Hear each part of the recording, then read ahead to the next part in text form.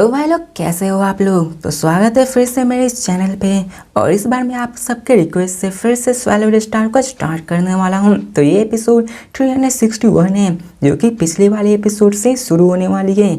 और इस बार मैं प्रॉमिस करता हूँ कि मैं कैसे करके इन सारे नॉवेल को कंप्लीट करके कोई और सीरीज को स्टार्ट करूँगा। तो चलिए बिना किसी देरी के शुरू करते हैं।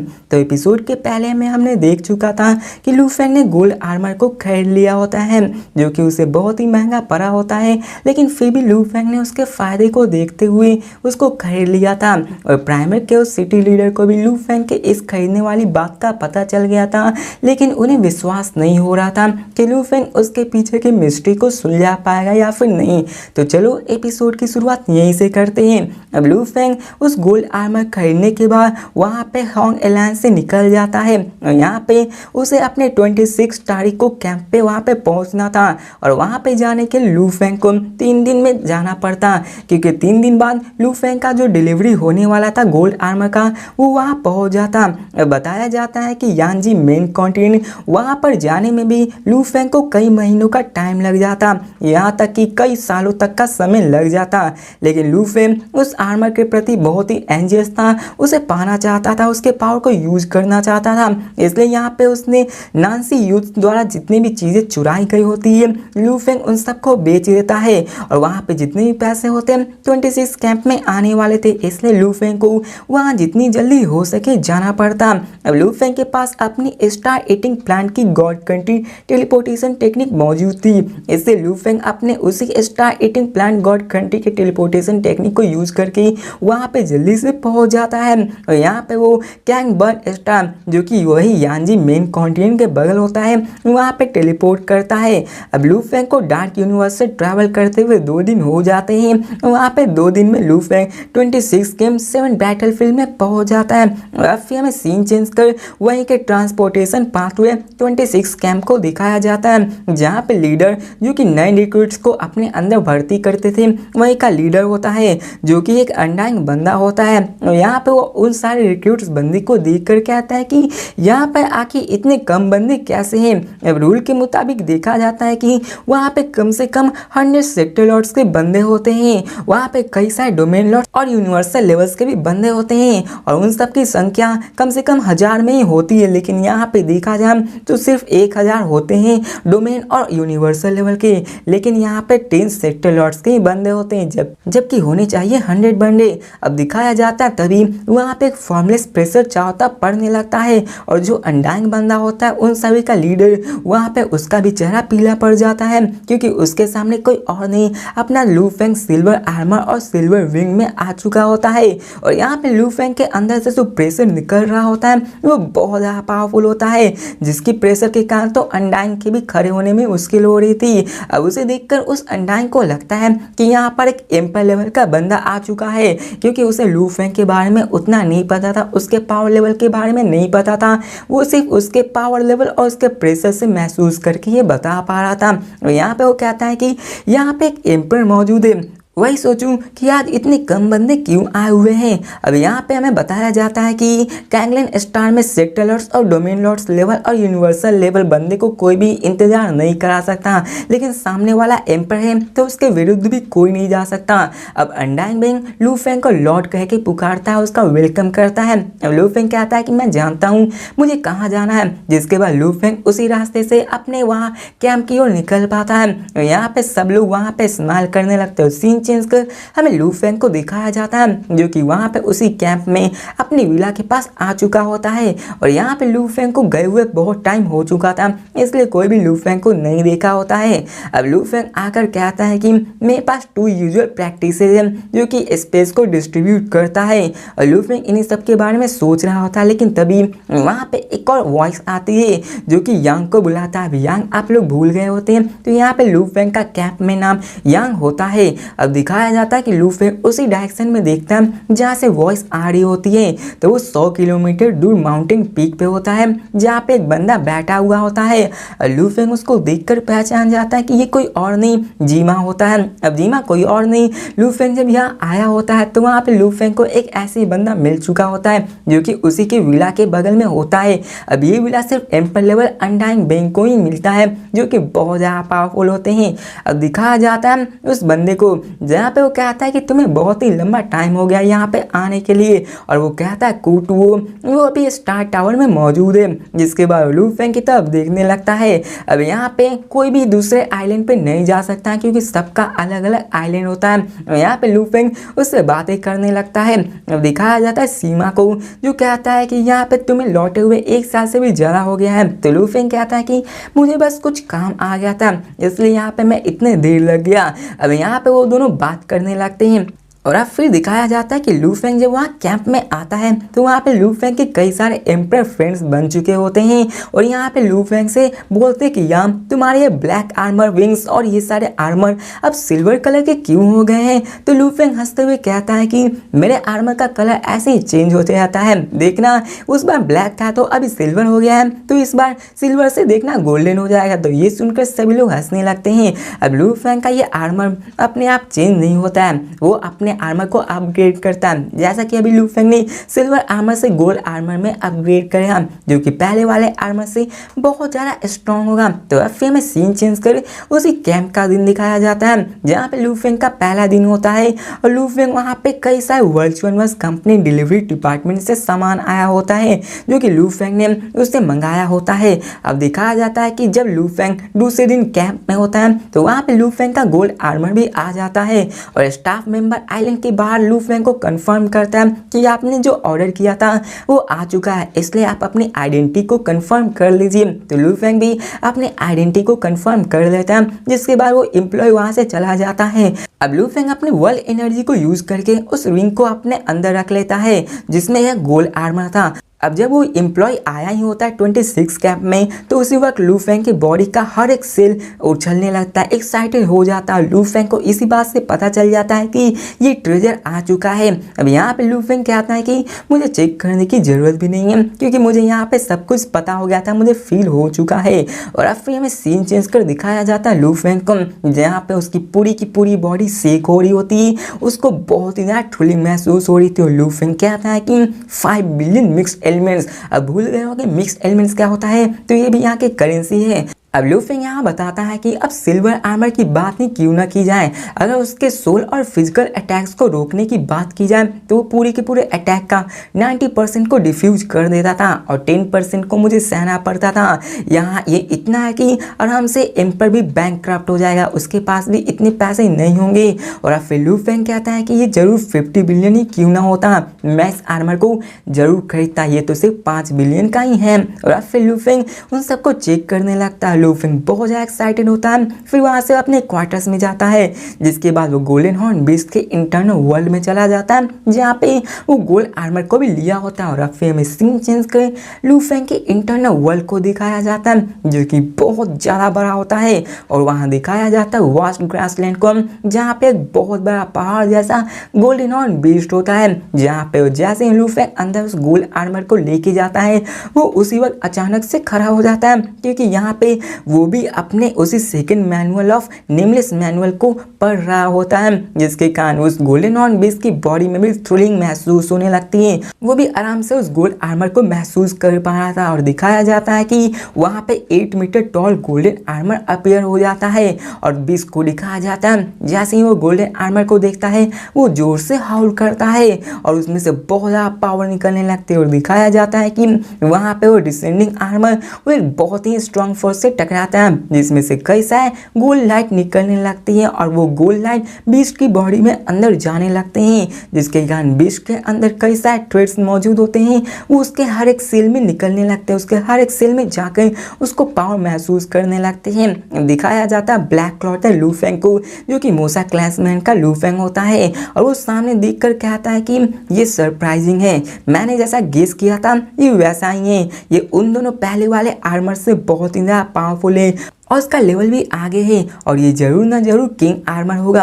अब लू फेंग कहता है सोल्जर, फिर जनरल, फिर किंग, पता नहीं इसके आगे भी कुछ और हो सकता है जो कि इनसे भी स्ट्रांग हो। तो लू फेंग कहता है अभी कौन ही केयर करता है, अभी मुझे इस आर्मर को देखना होगा, पहले मुझे देखना होगा क्या मेरी अभी करंट की पावर इस आर्मर की फुल पावर को रिलीज कर पाती है या फिर नहीं। फिर लू फेंग का दिखाया जाता है जो कि उस बर्ड से बीस्ट के फॉर्म में आ जाता है और वो किंग आर्मर को एक जगह कर देता है और बीस्ट जोर से हाउल करता है और बीस्ट अपने सर को ऊपर करके अपने मुंह से गोल्डन रे निकालता है, जिसके कारण दिखाया जाता है कि उस पर जितने भी ब्लैक स्केल्स थे वो सारे गोल्डन हो जाते, उसके ऊपर वही गोल्ड आर्मर चढ़ने लगता है। लेकिन दिखाया जाता कि अभी भी उतना इनफ नहीं था उस पूरे के पूरे गोल्ड आर्मर को उसके ऊपर आने में। और दिखाया जाता है कि वहां पे जो गोल्ड आर्मर को पहनने के बावजूद वहां पे उस गोल्ड आर्मर को पहनते हुए समय वहां पे लू फेंग पे बहुत ज्यादा प्रेशर महसूस होने लगता है। लू फेंग की तीनों बॉडी अपने आपस में कॉन्शियसनेस को जोड़े हुई थी, लेकिन दिखाया जाता है कि मोसा क्लैंसमैन का लू फेंग उसके एक्सप्रेशन बहुत ही चेंज होने लगते हैं क्योंकि जो प्रेशर था वो बहुत ज्यादा होता है। और दिखाया जाता है बीस्ट को जो कि यहाँ पे अपने ब्लड रिवर एनर्जी को रिलीज करता है। अब ब्लड रिवर एनर्जी उसे ब्लड रिवर क्रिस्टल से आया हुआ होता है। अब दिखाया जाता है जैसे ही वो अपने इस पावर को ट्रिगर करता है उसकी जो पावर होती है बॉडी की वो 12 गुना बढ़ जाती है। लेकिन दिखाया जाता है कि इतना भी काफी नहीं था, जिसके बाद बीस्ट अपने बॉडी को श्रिंक करने लगता है जो कि डेटिस ऑफ द वर्ल्ड की नाम की टेक्निक होती है। अब मैं इसमें आपको बता दूं कि जैसे जैसे लू फेंग अपनी बॉडी को श्रिंक करेगा उसकी जितनी मसल्स बोन्स होगी वो श्रिंक होके और भी डेंस होती जाएगी, जिसके कारण लू फेंग की जो बॉडी होगी वो बहुत ज्यादा हार्ड हो जाएगी और उसकी पावर भी बहुत बहुत बहुत ज्यादा बढ़ जाएगी। अब दिखाया जाता है कि लू फेंग इनसाइड टेक्निक को रिलीज कर रहा होता है, साथ में beast god transformation, natural ability, हर एक चीज को यूज कर रहा होता है, जिसके कारण बीस्ट की जो स्ट्रेंथ होती है वो बहुत ज्यादा बढ़ने लगती है। लेकिन जो दिखाया जाता है कि इन सब के बावजूद भी गोल्ड आर्मर का जो पावर का प्रेशर होता है वो 99% तक कम हो चुका था, लेकिन फिर भी उसकी पावर इतनी ज्यादा थी कि लू फेंग पे अभी भी दर्द हो रहा था, वो उसके प्रेशर को महसूस कर पा रहा था। यहाँ पे लू फेंग कहता है कि क्या आखिर बीस्ट की बॉडी अभी भी इस किंग आर्मर के फुल पावर को यूटिलाइज नहीं कर सकती। अब दिखाया जाता है कि लू फेंग बहुत ही ट्राई करता है और थोड़ी देर बाद ही यहाँ पे लू फेंग किंग आर्मर पेयर को फोर्स करके निकाल देता है और यहाँ पे समझ जाता है कि अभी लू फेंग इस कदर पावरफुल नहीं है कि मैं इसके पूरे फुल पोटेंशियल को यूज कर सकूं। अब दिखाया जाता है कि लू फेंग अपने बीस्ट को वही second volume of nameless manual को ट्रेन करने के लिए छोड़ देता है ताकि वो अपने आप को और भी ज़्यादा पावरफुल कर सके, जिसके बाद वो किंग आर्मर को अपने बॉडी में समा के अपने पावर को और भी ज़्यादा बढ़ा सके।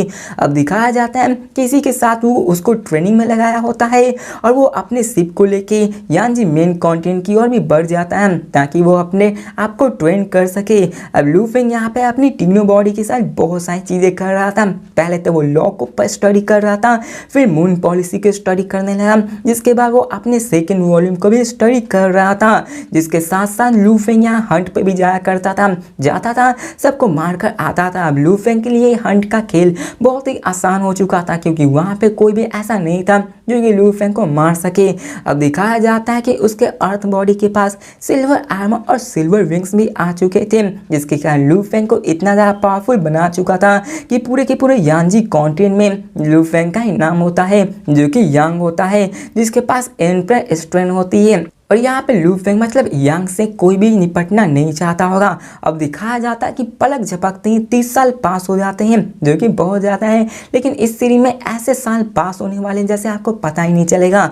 और अब फिर दिखाया जाता है कि इन्हीं 30 सालों में लू फेंग ने अपने सेकेंड वॉल्यूम को भी कंप्लीट कर लिया होता है।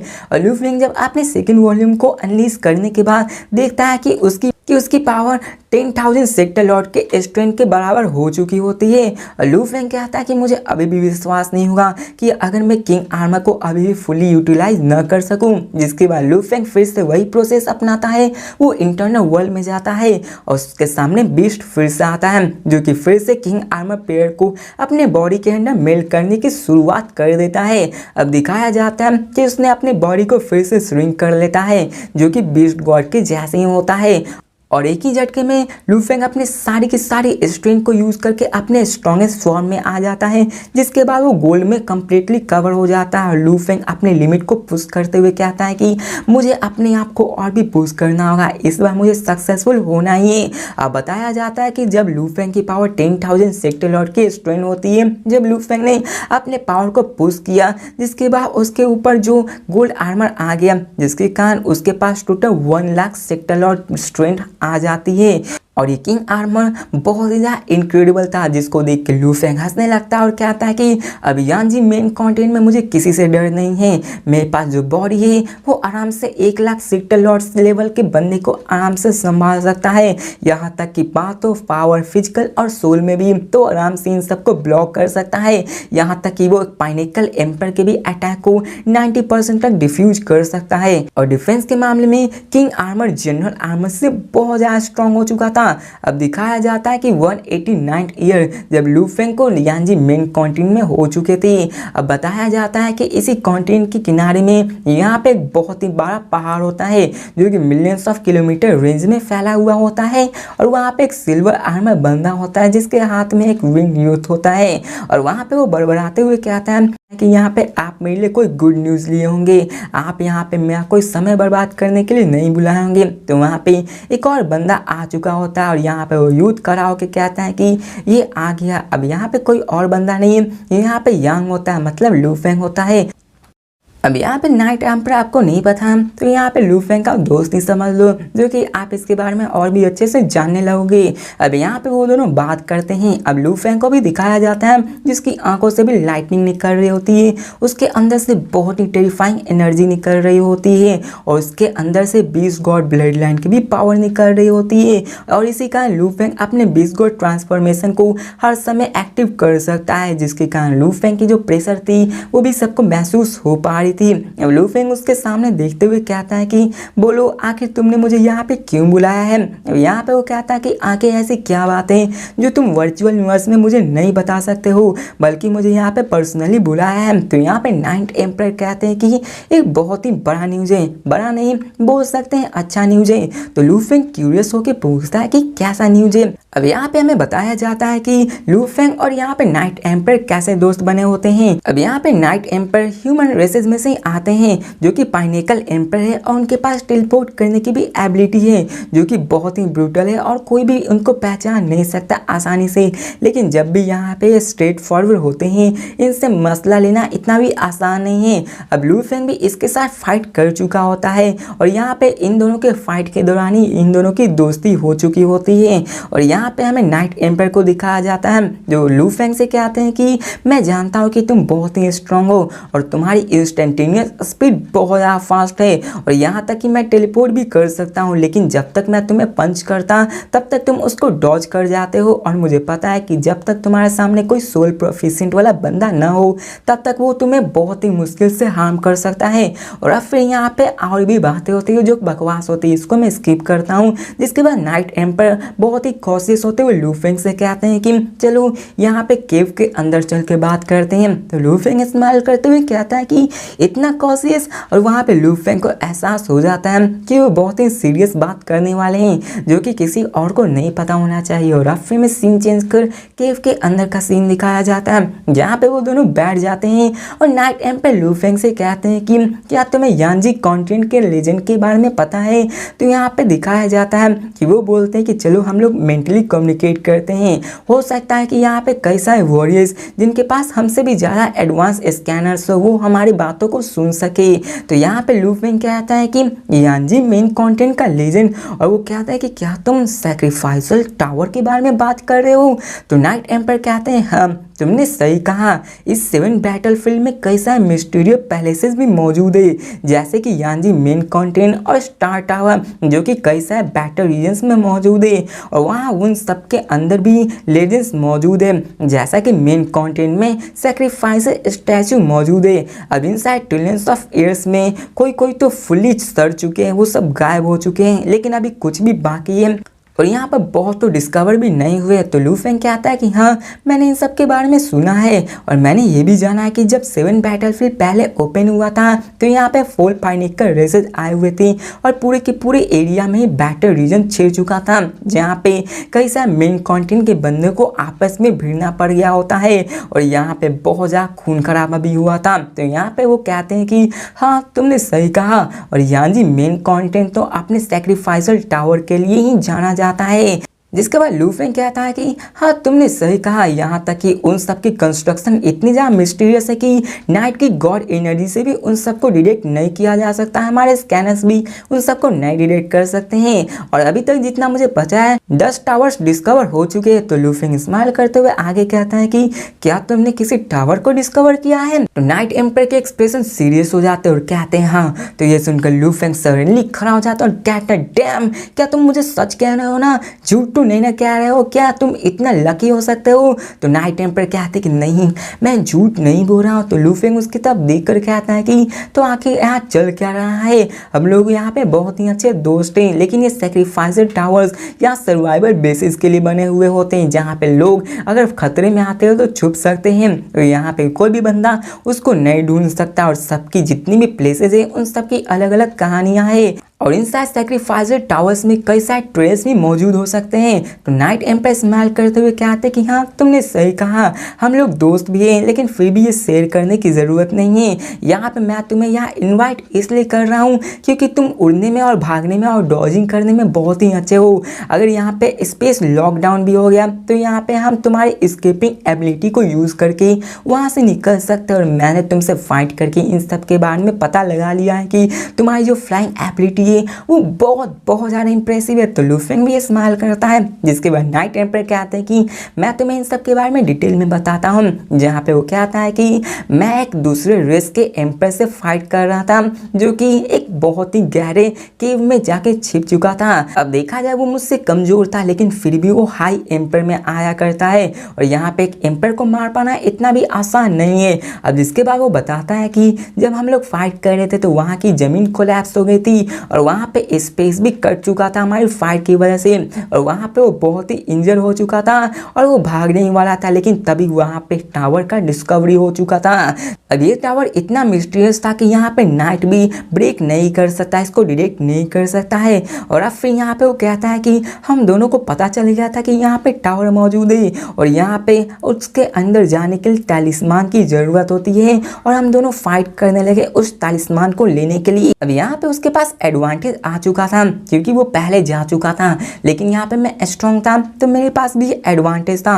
और वहाँ पे टोटल 6 तालिस्मान होते हैं और मैं 3 को लिया और मैं एनिमी 3 तालिस्मान को ले चुका है। अब यहाँ पे न्यूज़ के मुताबिक हमें उस तालिस्मान की ज़रूरत होगी उस टावर के अंदर जाने के लिए, लेकिन यहाँ पे उन 6 तालिस्मान का एक साथ होना ज़रूरी है, तभी हम उसके अंदर जा सकते हैं। और यहाँ पे हम 6 जो कि 3 हमारे पास है, 3 एनिमी के पास, तो वहाँ कुछ भी हो सकता है। तो लू फेंग कहता है कि हाँ, मैं समझ गया। और फिर वो नाइट एम्पायर से कहता है कि वहाँ पे जो 6 लाइफ फॉर्म होंगे वो ज़रूर खतरा हो सकते हैं, ये टावर इतना भी आसान नहीं है, हमारे पास कैसे भी करके 6 तालिस्मान क्यों ना है, लेकिन फिर भी हम अंदर नहीं जा सकते हैं। तो नाइट एम्पायर कहते हैं कि मैं तुम्हारी बातों को समझता हूँ, लेकिन हम लोग दूसरे वॉरियर्स को उन साइड ट्रेजर्स को नहीं रखने दे सकते हैं। और यहाँ पे लू फेंग से कहते हैं कि यहाँ पे रिस्क देने से ही हमें ट्रेजर मिल सकता है और मैं वहाँ पे डेफिनेटली जाने वाला हूँ। यांग, क्या तुम मेरे साथ जाने वाले हो? तो लू फेंग स्माइल करते हुए कहता है कि हाँ, रिस्क के साथ ही डेंजर आता है, तो जरूर